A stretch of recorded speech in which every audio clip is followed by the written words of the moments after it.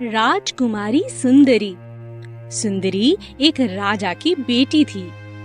वह थी तो राजकुमारी, पर एक किसान बनना चाहती थी। यह बात उनके पिता राजा को पसंद नहीं थी। जब सुंदरी बड़ी हुई तो उसके पिता राजा ने उसे महल से निकाल दिया। महल से बाहर रहोगी तो जीवन की कठिनाइयों को पहचान पाओगी, तभी तुम्हें होश आएगा। सुंदरी ने बचपन से बहुत से बीज जमा किए थे, तो उन्हें लेकर वह महल से बाहर चली गई। दूर किसी जंगल में एक झोपड़ी बनाकर रहने लगी। आसपास की जमीन पर उसने बीज बो दिए। सुंदरी कड़ी मेहनत करने लगी। इसमें बिल्ली, तोता और मकड़ी उसकी मदद करते थे। बिल्ली खेती का ध्यान रखती थी, मकड़ी झोपड़ी का ध्यान रखती थी और तोता सुंदरी को राज्य भर के सभी समाचार सुनाता था। वे सब मिलजुल कर रहते थे। सुंदरी के सुंदर हरे भरे खेतों का जब राजा को पता चला तो वह राजा इंद्र के पास पहुंच गए। उन्होंने इंद्र देवता से सुंदरी को सबक सिखाने की मदद मांगी। मैं धरती पर सूखा भेजूंगा, सुंदरी के खेत भी सूख जाएंगे।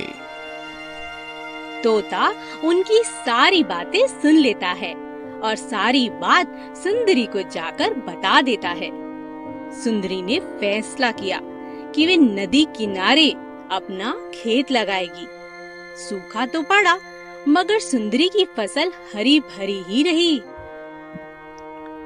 इसकी फसल को नष्ट करने के लिए मैं धरती पर बाढ़ भेजूंगा। सुंदरी की सारी फसल बह जाएगी तो उसे अक्ल आ जाएगी। इस बार भी तोते ने सारी बात सुंदरी को बता दी।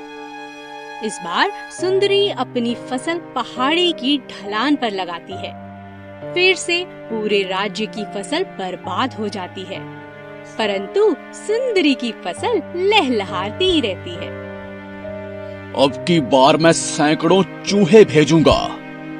इस बार भी वफादार तोते ने सारी बात बिल्ली को बताई। अरे वाह, मैं अपनी सभी सखियों को चूहों को खाने के लिए बुला लेती हूँ।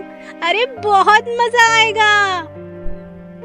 जल्दी ही बिल्लियाँ सभी चूहों को खा गईं। इंद्रदेव बहुत नाराज हो गए।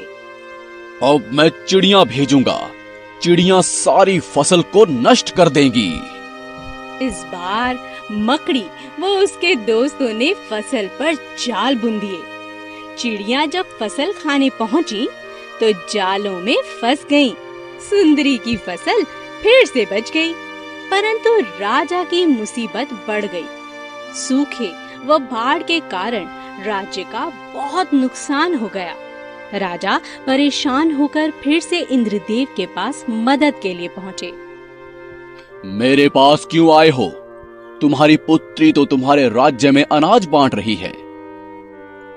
इंद्रदेव व राजा जब जंगल में पहुंचे तो देखा कि सुंदरी व उसके दोस्त लोगों में अनाज बांट रहे हैं। राजा यह देखकर बहुत शर्मिंदा हुआ और उसने अपनी बेटी पर बहुत गर्व महसूस किया।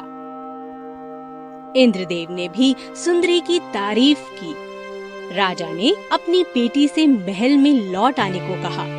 सुंदरी ने मना कर दिया और वह अपने दोस्तों के साथ खुशी खुशी फिर से जंगल में वापस लौट गई। उसने अपने पिता को माफ कर दिया।